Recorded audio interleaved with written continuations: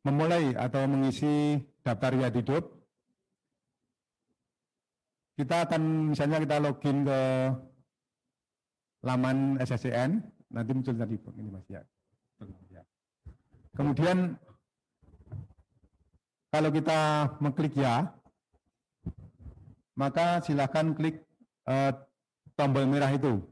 Jadi mengisi daftar riwayat hidup. Setelah kita klik, maka akan muncul halaman selanjutnya, Mas.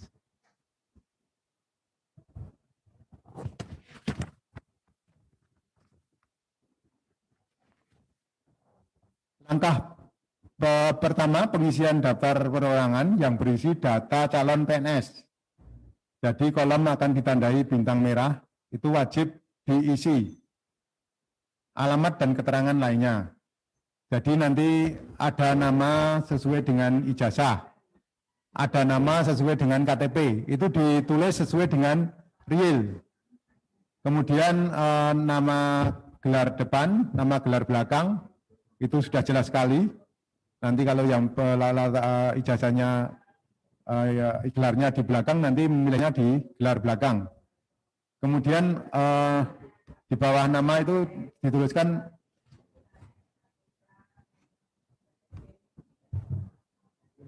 nama tanpa gelar, itu di bawahnya nama KTP itu ada contohnya. Kemudian untuk data selanjutnya itu alamat. Alamat tentu saja provinsi, nanti tinggal memilih. Kalau nanti itu tanda panah itu, nanti kalau provinsi nanti tinggal memilih. Misalnya lahirnya, alamatnya di Jawa Tengah, mungkin milih Jawa Tengah. Kemudian kabupaten kota juga seperti itu, nanti kalau Semarangnya kabupaten atau kota, misalnya Tegal itu kota atau kabupaten, Pekalongan itu ya juga kabupaten atau kota, nanti dijelaskan di panah itu, nanti tinggal memilih. Kemudian untuk kecamatan itu menuliskan, itu adik-adik tadi menuliskan, kalau yang bertinta merah itu dituliskan. Kemudian kelurahan, desa juga diedit, ditulis, diedit. Kalau jalan itu tergantung, nanti kalau di desa mungkin tidak jalan ya, nanti cukup yang di kota itu. Kemudian alamat lengkap itu mungkin dituliskan dukuh. Kalau di desa mungkin dukuh mana, RT berapa, RW berapa, sudah jelas sekali. Kode pos nanti sudah jelas, nanti kode pos masing-masing kecamatan itu ada kode posnya. Kemudian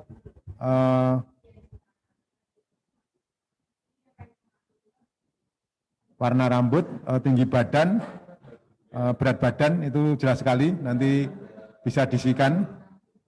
Kemudian untuk warna rambut, terus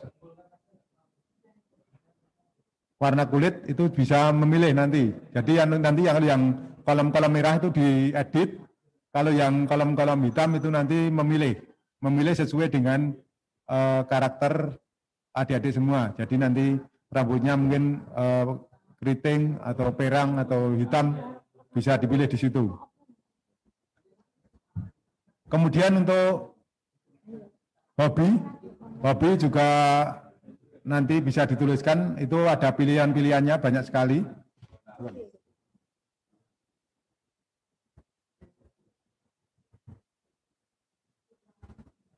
Ada misalnya olahraga, ada membaca, kemudian mungkin bermain musik, public speaking, kemudian menulis, olahraga, seni, itu nanti tergantung dari hobi dari adik-adik, jadi bisa dituliskan lebih dari satu.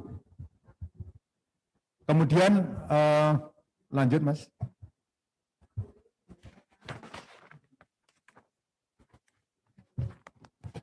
Kita akan mengisi langkah berikutnya, yaitu pengisian pendidikan.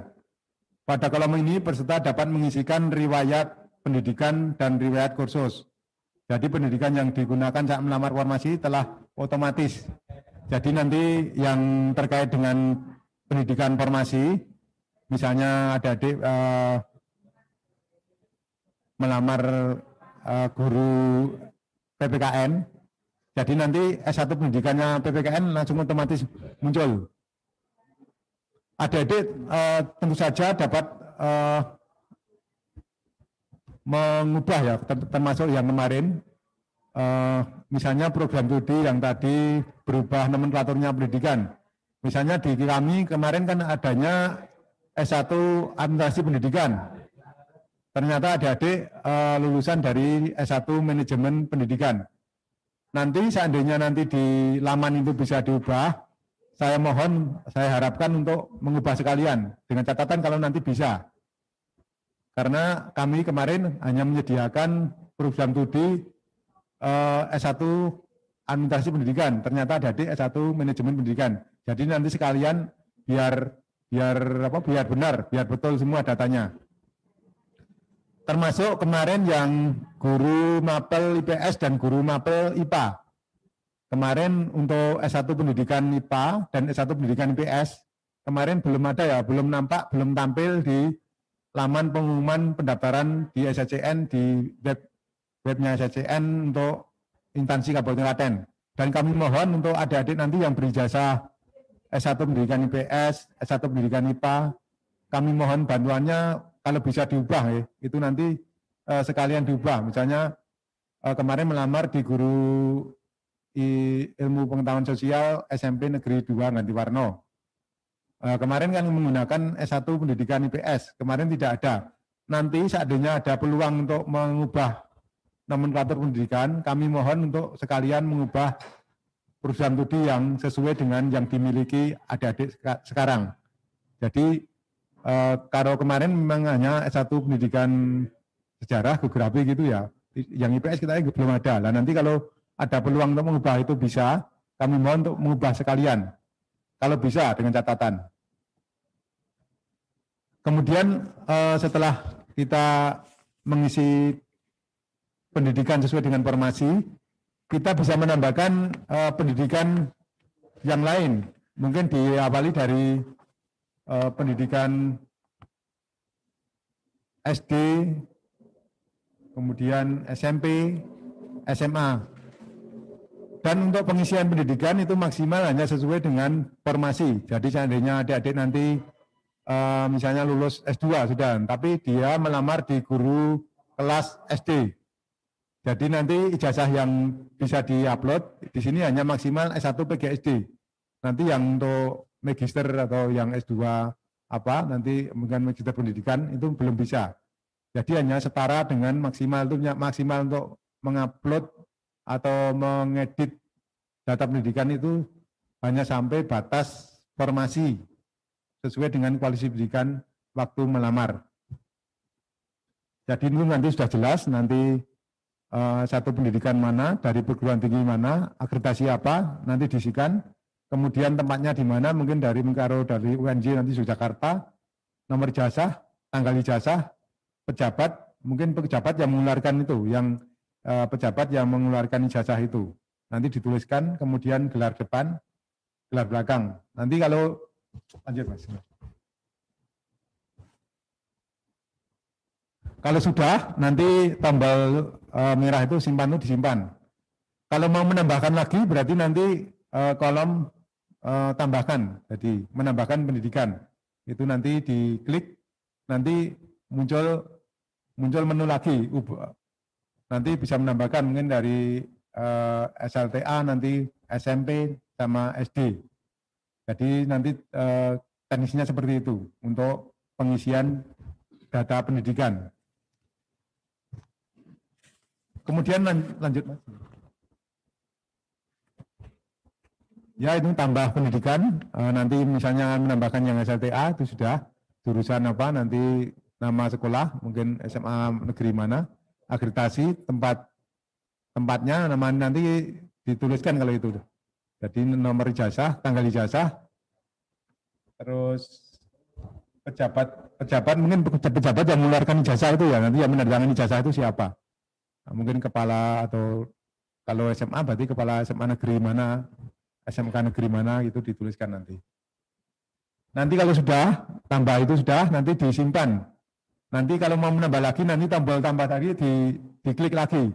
Nanti disimpan di sini, disimpan, nanti terus kembali ke tombol tambah lagi. Nanti lanjut ke mungkin ke SLTP. Kalau sudah SLTP sudah ada, bla bla bla sudah, simpan nanti ke SD, gitu dan seterusnya.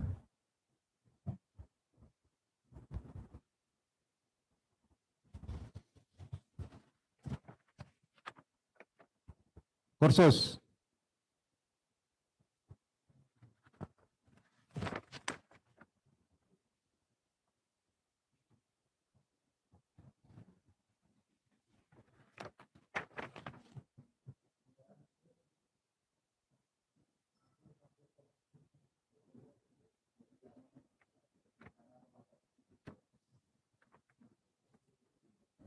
Kursus itu yang bisa dituliskan hanyalah kursus yang diselenggarakan oleh instansi pemerintah. Jadi untuk adik-adik nanti yang sudah mempunyai pengalaman mengikuti kursus yang diselenggarakan oleh lembaga, badan, institusi milik pemerintah itu nanti bisa diisikan. Nanti sama teknisnya seperti tadi mengisi pendidikan tadi.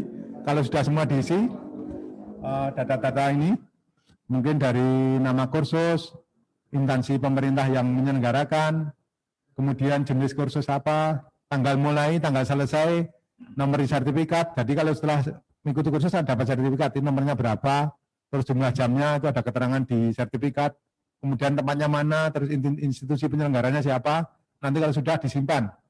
Kalau nanti mau menambah lagi, nanti tombol tambah lagi, itu diklik lagi, nanti akan muncul lagi. Terus nanti disimpan lagi. Langkah-langkahnya seperti itu.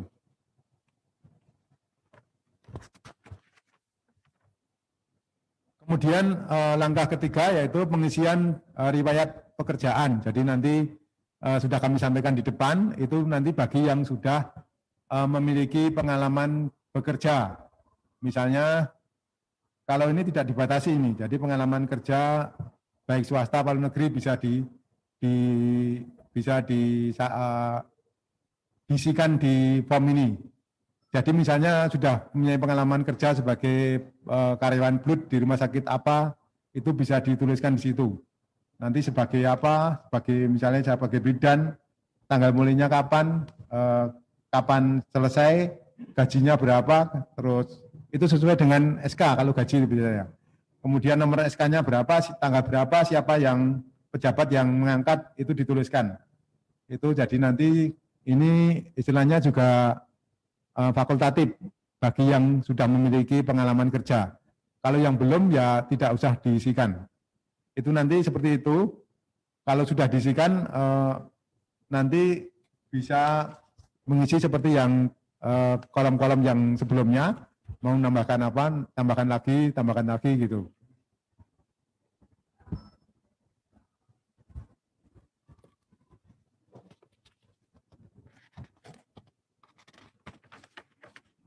Nah itu tambah pekerjaan, instansi pemerintah. Misalnya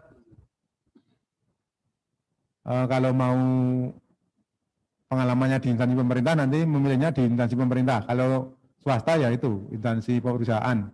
Terus jabatannya apa? Misalnya rumah sakit A sebagai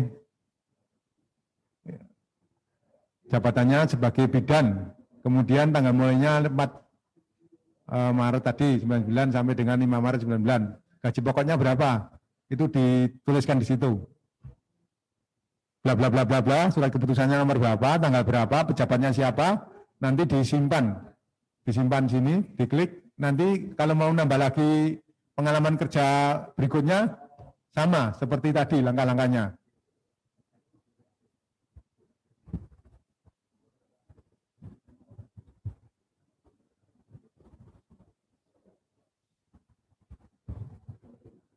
Tambah penghargaan, ini kita mulai yang pengisian penghargaan, ini bagi yang memiliki juga.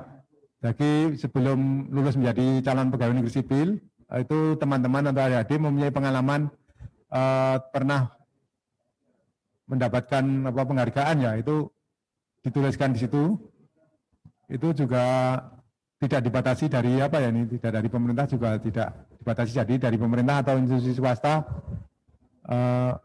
dari instansi negara gitu. Jadi yang penghargaan yang berasal dari instansi pemerintah ini. Jadi kalau yang belum ya tidak usah diisikan, dikosongkan saja, di strip itu. Nanti disimpan. Nanti kalau penghargaan itu diperoleh beberapa kali, nanti bisa ditambahkan lagi seperti pengisian jenis-jenis sebelumnya.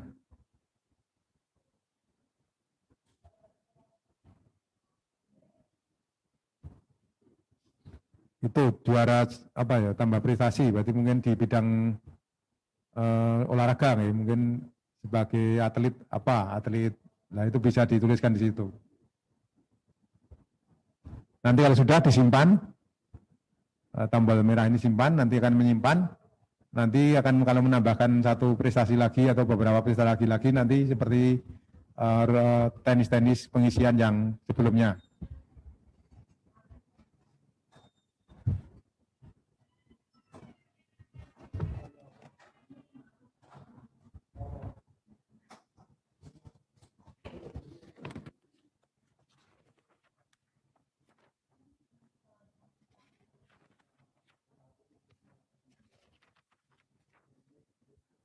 Sekarang kita masuk ke pengisian anggota keluarga, Mas. Pengisian anggota keluarga tentu saja keluarga inti ya. Yang pertama dari kalau adik-adik itu putra berarti istri. Itu dituliskan nik itu sesuai dengan kartu keluarga atau KTP.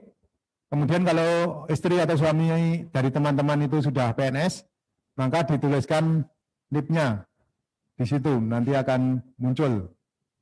Kemudian tempat dan tanggal lahir itu dituliskan, pekerjaan, institusi, kemudian status perkawinan, mungkin menikah, terus akte nikah itu dituliskan mungkin nomornya, kalau akte cerai juga dituliskan nomornya. Kemudian tanggal menikah atau tanggal cerai atau tanggal meninggal itu juga dituliskan sesuai dengan dokumen. Jadi dilihat dokumennya nanti, itu mudah. Jadi kalau sudah menuliskan data keluarga inti itu masuk ke anak, mungkin kalau anaknya lebih dari satu itu diurutkan dari yang tertua dulu ya. Jadi menuliskannya dari yang tertua. Misalnya punya anak 3, berarti yang tertua dulu, nomor 2, nomor 3, dan seterusnya. Kemudian orang tua kandung itu juga sama, dituliskan NIK-nya, NIP, kemudian nama, tempat tanggal lahir, pekerjaan, terus institusi, status hidup. Jadi nanti kalau sudah almarhum juga dituliskan almarhum gitu aja. Termasuk nanti saudara kandung juga diurutkan dari yang tertua. Misalnya teman-teman atau adik-adik nanti 5 bersaudara. Adik-adik teman masuk anak yang ketiga. Kalau 5 bersaudara berarti nanti yang dituliskan saudara yang usianya paling tertua nomor 1, nomor 2, terus baru nomor 4, nomor 5 gitu. Simpan terus nanti. Kemudian setelah saudara kandung nanti orang tua mertua. Jadi nanti bapak ibu mertua nanti diurutkan dari bapak dulu, bapak mertua, kemudian dari ibu mertua. Teknisnya juga sama. Jadi tambah keluarga. Misalnya untuk menambahkan data pasangan, jika suami istri beserta seorang PNS, maka silakan ketik NIP pasangan dan namanya, klik tombol cari PNS, maka sistem akan otomatis. Jadi nanti itu diperuntukkan bagi yang istri atau suaminya sudah PNS, itu nanti akan sistem akan mencari, jadi dipermudah nanti. Datanya mungkin lebih lebih sudah valid ya. Kalau data simpeknya pegawai itu sudah valid. Jadi tinggal mengklik NIP-nya, itu nanti akan mencari sendiri sistemnya.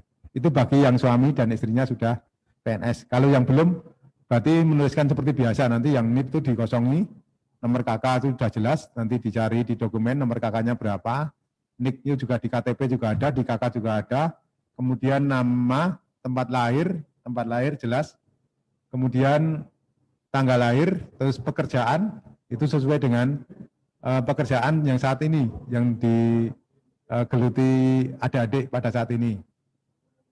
Itu kalau sudah semua diisi semua. Kalau yang status perkawinan nanti tinggal memilih nanti, tinggal sini nanti klik nanti akan muncul status perkawinan, menikah atau cerai atau apa itu nanti bisa di situ. Terus kemudian nomor akta menikah itu nanti dicari di dokumen akta perkawinan ya, itu tentu ada nih, nanti nomornya ada itu nanti. Tanggal menikahnya berapa, terus status hidup, itu nanti kalau sudah ini sudah diisi, nanti disimpan ya. Kemudian nanti tambah keluarga lagi, nanti kan diisi anak, jadi nanti anak pertama nanti tentu saja yang ditulis lebih dulu. Mungkin kalau anaknya 2 nanti yang anak pertama ini sudah klik-klik semua, diisi semua, dijawabnya. Terus nanti simpan, nanti mungkin lanjut ke tambahkan nanti anak yang kedua, dan seterusnya.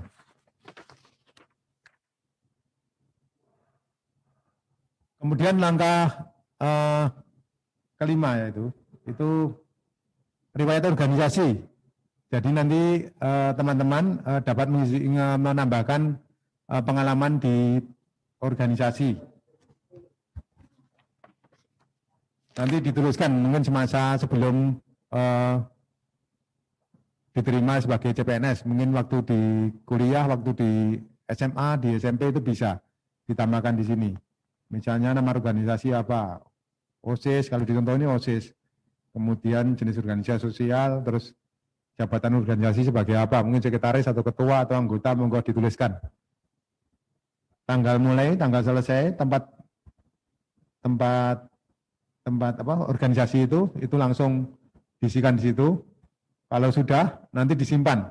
Kalau mau nambahkan lagi berarti nanti tambah pengalaman, tambah riwayat organisasi. Nanti akan munculnya seperti ini lagi. Nanti diisikan lagi, nanti sudah bla bla bla bla bla, simpan lagi, nanti tambahlah lagi. Jadi teknisnya seperti itu.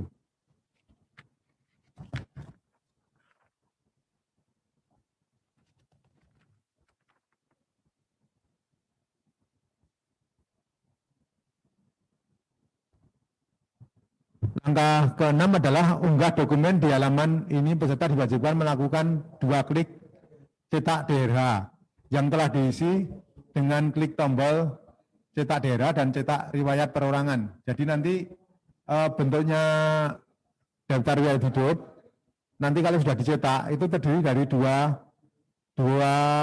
dokumen. Yang pertama cetak DRH riwayat, nanti riwayat data pribadi itu nanti isinya.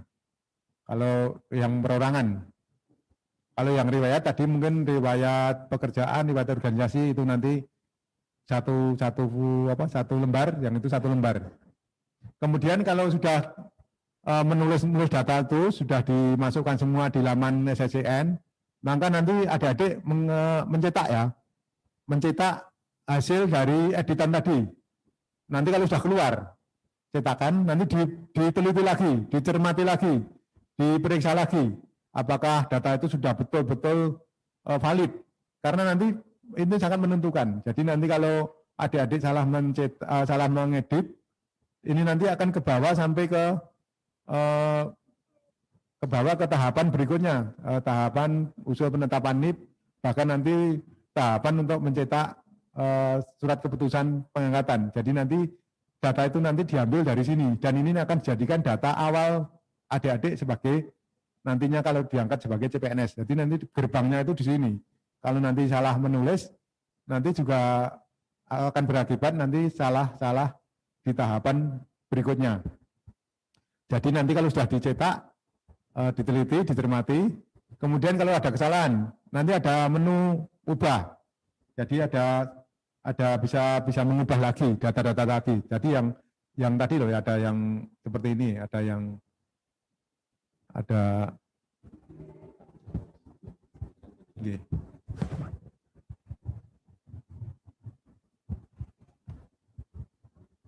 Nah, ini ada menu biru ini. Nanti kalau ada misalnya yang salah itu data pekerjaan, nah nanti diubah di sini, dibetulkan di sini. Nanti baru disimpan lagi. Nanti munculnya mestinya yang mau diubah itu nanti kan munculnya melennya ini. Nah, nanti kalau sudah diubah, ini sudah diubah, nanti disimpan lagi. Nanti kalau perlu kalau sudah yakin dicetak lagi, dicermati lagi apa sudah betul. Jadi nanti kalau yang sudah betul, baru yakin itu memang sudah valid, baru bisa diunggah. Kemudian dari dokumen-dokumen tadi sudah di-scan semua, sudah dalam bentuk file, fotonya juga sudah dalam bentuk file, sudah berlatar belakang merah, sudah memakai baju putih lengan panjang, berdasi, kemudian siap untuk diunggah. Misalnya ADRT-nya sudah valid, sudah benar, sudah di-scan. Nah itu nanti diunggah ke laman SSCN.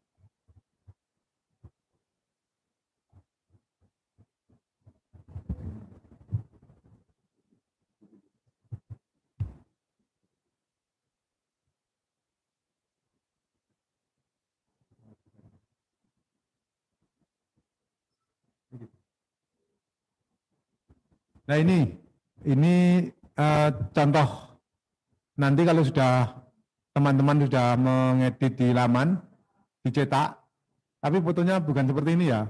Nanti fotonya yang formal itu pakai dasi, pakai baju lengan panjang seperti yang adik-adik kenakan waktu di SKB atau SKD itu yang kelihatan cantik sama kelihatan ganteng, tampan gitu. Bukan seperti ini ya, nanti ini hanya contoh.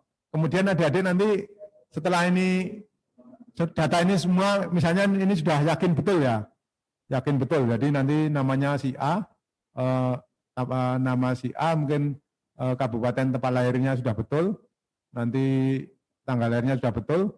Nah nanti adik-adik juga menuliskan lewat penulisan manual jadi di bintang ini nanti.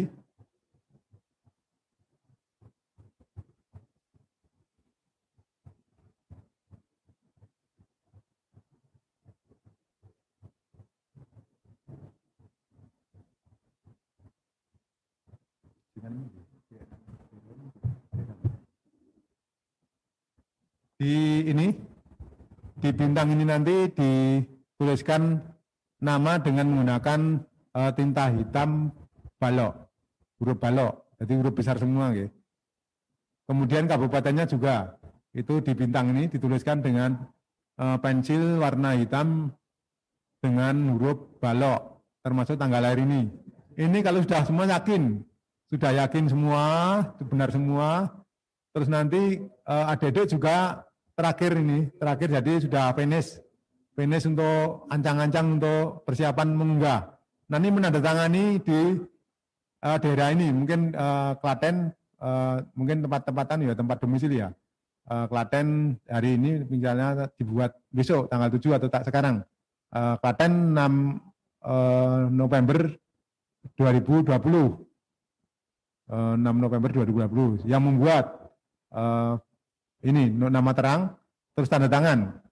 Nah itu baru di-scan. Jadi data ini di-scan ini nanti. Di data ini scan, data riwayat hidup ini scan, kemudian di PDF-kan. Ini sudah semua sudah yakin ya Pak. Ini kalau setelah ini yakin sudah betul, nanti diunggah adik-adik, nanti diunggah di ini. Oh.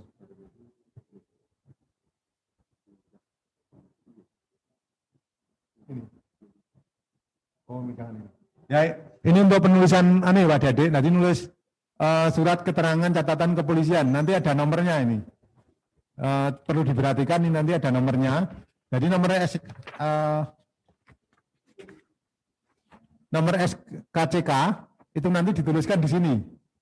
Dituliskan di sini. Persis sesuai dengan dokumen yang dimiliki adik-adik semua, masing-masing. Nanti dituliskan di sini, terus tanggalnya diterbitkan kapan? Misalnya mencarinya kemarin tanggal setelah pengumuman ini tanggal berapa ya? Tanggal 30, tanggal pengumumannya tanggal kemarin diumumkan tanggal 30 ya. Mungkin ada tanggal kemarin hari Kamis, katakanlah hari Kamis itu tanggal 5, kemarin sudah menarik, nanti tanggalnya dituliskan di sini. Nomornya ini, tanggalnya 5 November 2020. Pejabatnya itu kan ada adik-adik, jadi dituliskan saja. Mungkin yang menandatangani itu Kasat Intelkam Polres Kulon Progo atau Kasat Intelkam Polres Sleman, gitu. Dituliskan sesuai dengan dokumennya. Kemudian termasuk dengan surat keterangan sehat. Surat keterangan sehat itu juga dituliskan. Misalnya nomornya dicari di dokumennya itu, ada nomor keterangan sehatnya, ada nomornya. Kemudian tanggal diterbitkan surat keterangan sehat itu dituliskan di sini.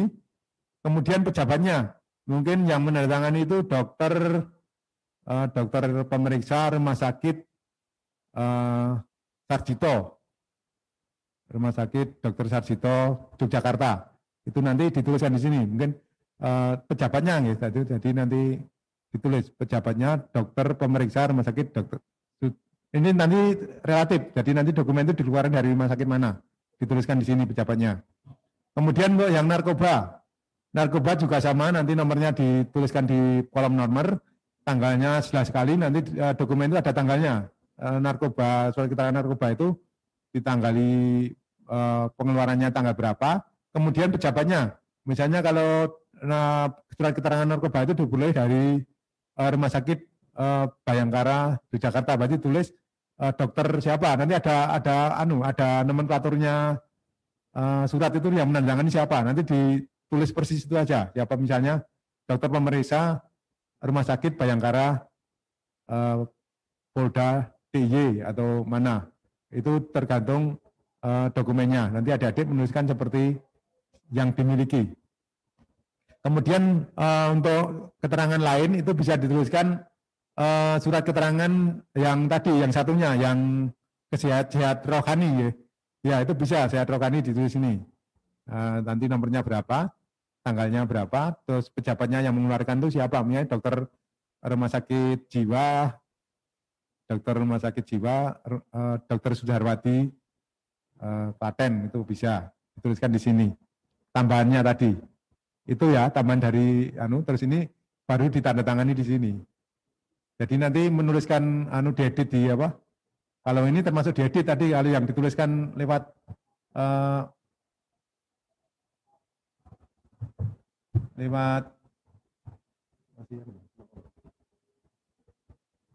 nah yang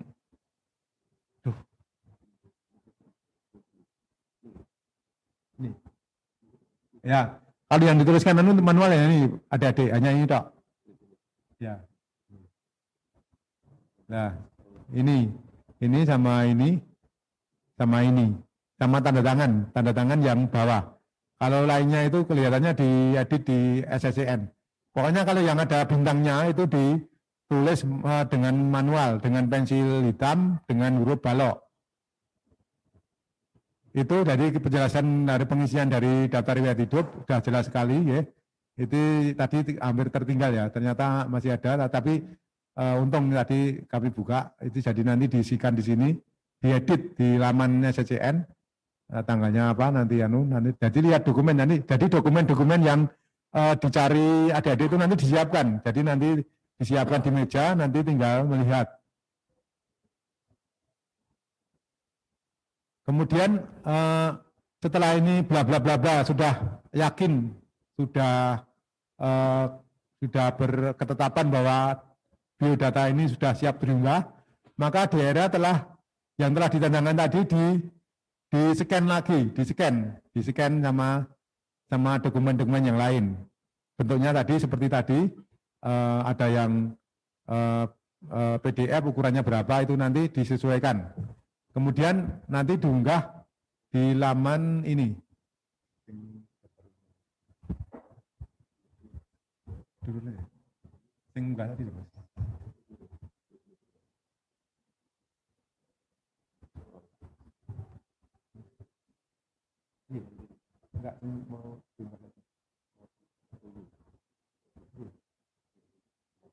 Nah ini, nanti linknya ini adik-adik.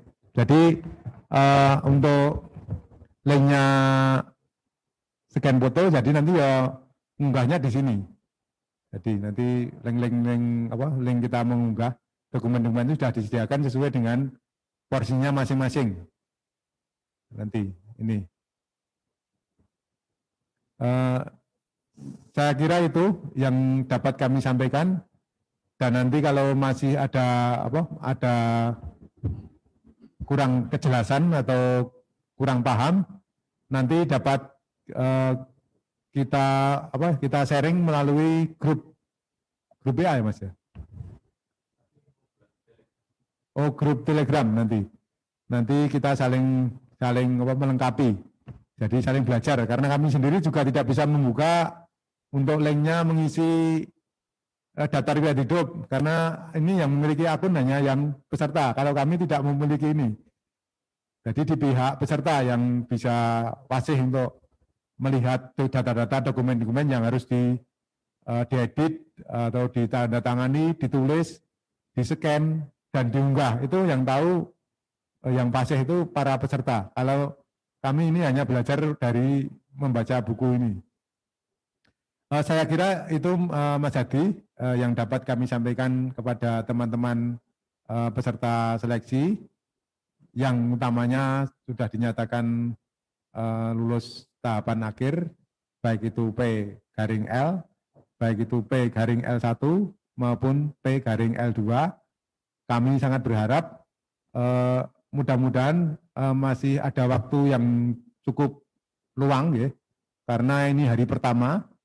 Mungkin kalau ini belum selesai mencari dokumen, nanti bisa diselesaikan di hari Sabtu.